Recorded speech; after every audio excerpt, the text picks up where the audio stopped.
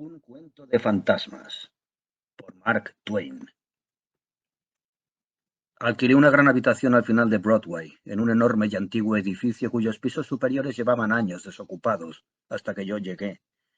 Hacía mucho que habían abandonado el lugar al polvo y a las telarañas, a la soledad y al silencio. La primera noche que subí a mi cuarto fue como si anduviera a tientas entre tumbas y perturbase la intimidad de los muertos. Por primera vez en mi vida me embargó un temor supersticioso, y cuando al pasar por un oscuro rincón de la escalera una invisible y tenue telaraña me rozó la cara y se quedó pegada allí, me estremecí como quien ha visto un fantasma. Me alegró mucho llegar a mi habitación y cerrar la puerta con llave, dejando fuera el moho y la oscuridad. Un alegre fuego ardía en la chimenea y me senté delante de ella con una agradable sensación de alivio. Pasé allí 2 horas pensando en días pasados, rememorando antiguas escenas y recordando rostros casi olvidados entre las brumas del ayer, creyendo escuchar voces silenciadas para siempre hace ya mucho tiempo y canciones antaño familiares que ya nadie canta. Y a medida que mi ensoñación se iba convirtiendo en una sensación cada vez más triste, el aullido del viento se fue transformando en un quejido. El airado golpear de la lluvia contra los cristales disminuyó hasta convertirse en un suave tamborileo, y uno por uno todos los ruidos de la calle se apagaron hasta que los pasos apresurados del último viandante rezagado se extinguieron en la distancia, y ya no se oyó ningún sonido. El fuego se había consumido. Me invadió una sensación de soledad. Me levanté y me desvestí moviéndome de puntillas por la habitación, haciendo furtivamente lo que tenía que hacer como si estuviese rodeado de enemigos durmientes, cuyo sueño fuese peligroso perturbar. Me arrebujé debajo de las mantas y me quedé escuchando la lluvia y el viento y el leve crujido de los postigos, hasta que acabé por quedarme dormido. Dormí profundamente, aunque ignoro por cuánto tiempo. De pronto me desperté presa de una temblorosa expectación. Todo estaba en silencio, a excepción de mi propio corazón, cuyos latidos me parecía oír.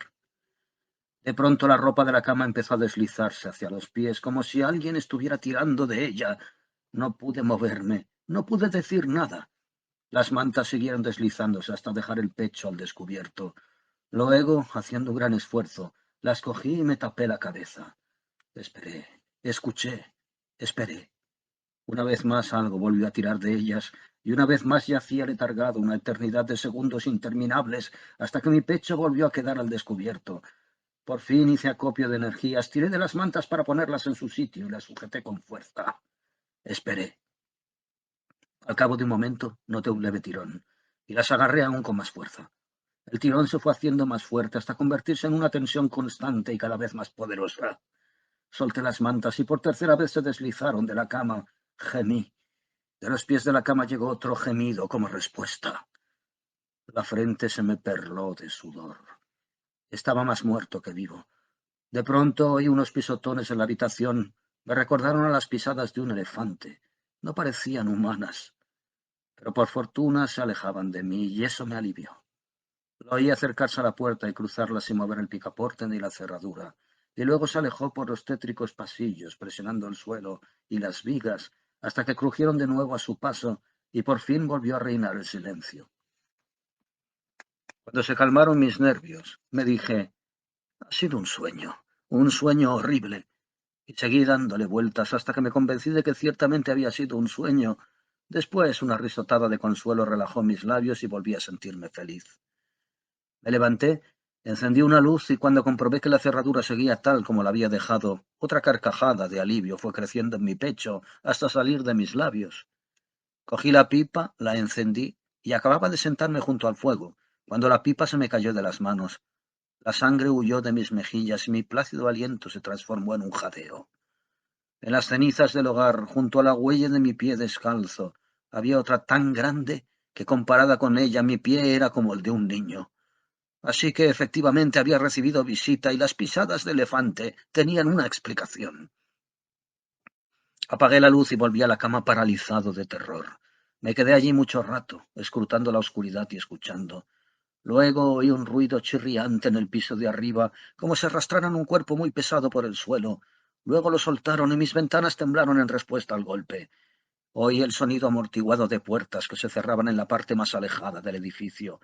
Oí de vez en cuando el ruido de unos pasos furtivos que recorrían los pasillos y subían y bajaban por las escaleras. En ocasiones dichos sonidos se acercaban a mi puerta, vacilaban y volvían a alejarse. Oí el leve resonar de unas cadenas en algún remoto pasillo y escuché cómo se acercaba, cómo subía fatigosamente las escaleras y cómo subrayaba cada movimiento con el sonido de la cadena que caía con un repiqueteo sobre el escalón anterior a medida que avanzaba el espectro que las llevaba. Oí frases musitadas, gritos ininterrumpidos que parecían ahogarse violentamente, el frufrú de unos ropajes intangibles y el susurro de unas alas invisibles. Luego reparé en que algo había invadido mi habitación, en que no estaba solo. Oí suspiros y alientos en torno a mi cama y murmullos misteriosos.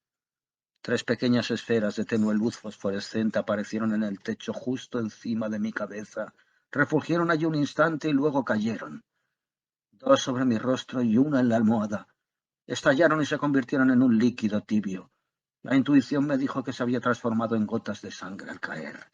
No necesité encender la luz para cerciorarme.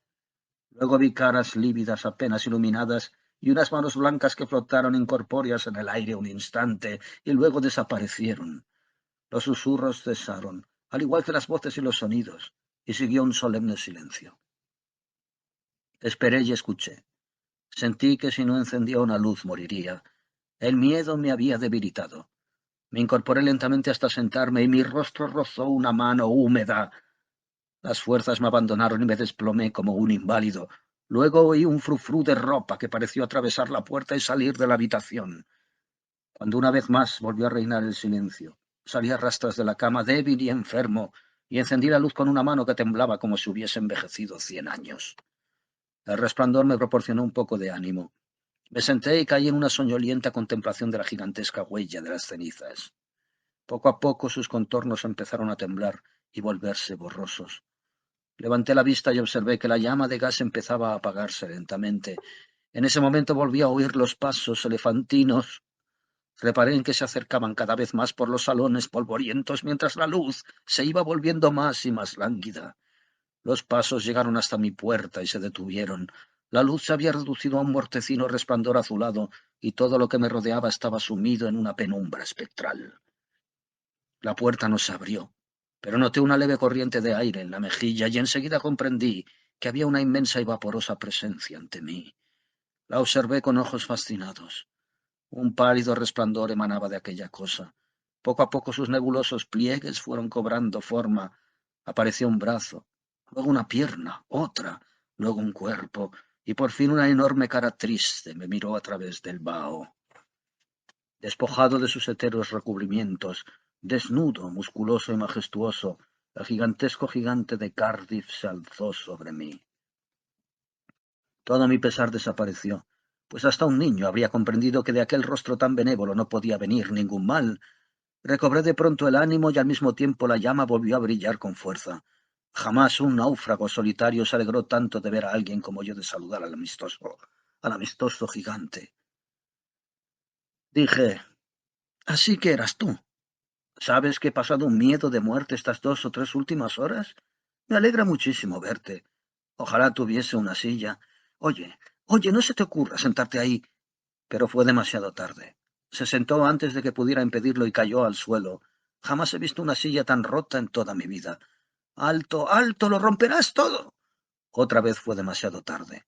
Se oyó otro ruido y otra silla quedó hecha pedazos. ¡Maldita sea! ¿Es que no tienes nada en la cabeza?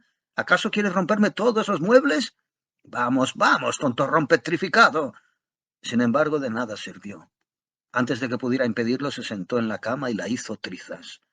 Pero, ¿qué modo de comportarse es ese?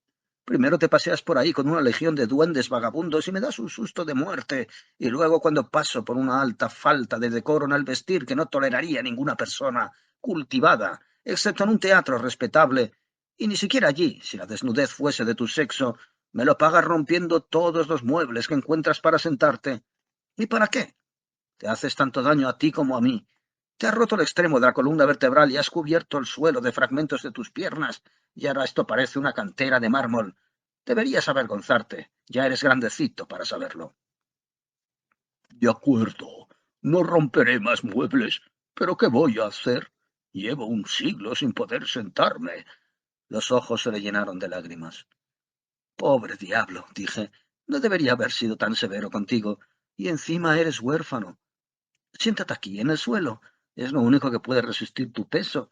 Además, no podemos conversar si estás ahí arriba. Ponte aquí. Yo me subiré a este taburete y hablaremos cara a cara. Se sentó en el suelo y yo encendí una pipa, y se la di. Le eché una de mis mantas rojas sobre los hombros, le puse el bidé en la cabeza a modo de casco, y le proporcioné así un aspecto de lo más pintoresco. Luego cruzó los tobillos, mientras yo avivaba el fuego y exponía la planta de sus prodigiosos y mellados pies al calor de la lumbre. ¿Qué les pasa a las plantas de tus pies y a la parte de atrás de tus piernas que están tan maltrechos? Son unos sabañones terribles. Los contraje cuando estuve enterrado en la granja de Newell. Pero me gusta aquel lugar. Lo echo de menos como quien añora su casa. Nunca he estado tan a gusto como allí. Estuvimos hablando una media hora y luego reparé en que parecía cansado y se lo dije. ¿Cansado? Respondió. Pues sí, ya que me has tratado tan bien, te lo contaré. Soy el espectro del hombre petrificado que está en el museo, al otro lado de la calle. Soy el fantasma del gigante de Cardiff. No conoceré descanso ni reposo hasta que hayan vuelto a enterrar mi pobre cuerpo. ¿Y qué creerás que se me ocurrió para obligar a esos hombres a hacerlo? Pues aterrorizarlos, embrujar el lugar donde exponen mi cuerpo. Así que rondé por el museo noche tras noche e incluso pedí ayuda a otros fantasmas, pero no sirvió de nada, porque a medianoche nadie visita el museo. Luego se me ocurrió venir aquí y embrujar un poco este lugar. Pensé que si alguien me oía, podría tener éxito, pues contaba con la mejor ayuda que la perdición podía proporcionar. Noche tras noche hemos deambulado por estos pasillos mohosos, arrastrando cadenas, gimiendo, susurrando, subiendo y bajando por las escaleras, hasta que, para serte sincero, casi he acabado por hartarme. Pero esta noche, al ver luz en tu habitación, hice acopio de energías y volví a intentarlo con cierto entusiasmo. Pero estoy agotado, totalmente exhausto. Dame, te lo suplico, dame alguna esperanza. Yo salté de mi taburete presa de entusiasmo y exclamé, «Esto lo supera todo, es lo nunca visto. Pobre fósil bobalicón, te has tomado todas estas molestias por nada. Estás embrujando un molde de escayola. El verdadero gigante de Cardiff está en Albany. Maldita sea, ¿es que no sabes dónde están tus propios restos?» Jamás vi una mirada tan elocuente de vergüenza y penosa humillación embargar un rostro de ese modo. El hombre petrificado se puso lentamente en pie y preguntó, «¿De verdad? ¿Es eso cierto?» «Tan cierto como que estoy aquí sentado». Se quitó la pipa de la boca y la dejó en la repisa de la chimenea. Luego se quedó indeciso un momento. Inconscientemente, por la fuerza de la costumbre, trató de meter las manos donde antes habían estado los bolsillos de los pantalones y hundió pensativo la barbilla en el pecho. Y por fin dijo, «Vaya, nunca me había sentido tan absurdo. El hombre petrificado ha vendido a todos y ahora ese fraude mezquino ha terminado vendiendo su propio fantasma. Hijo mío, si te queda caridad en el corazón por un pobre fantasma sin amigos, no se lo cuentes a nadie. Piensa cómo te sentirías si te hubiesen puesto en ridículo de este modo». Oí alejarse al majestuoso vagabundo, paso a paso, por las escaleras hasta salir a la calle, y sentí que se hubiera ido, pobre hombre, y todavía sentí más que se llevase mi manta roja y mi bidé. Mark Twain, 1888.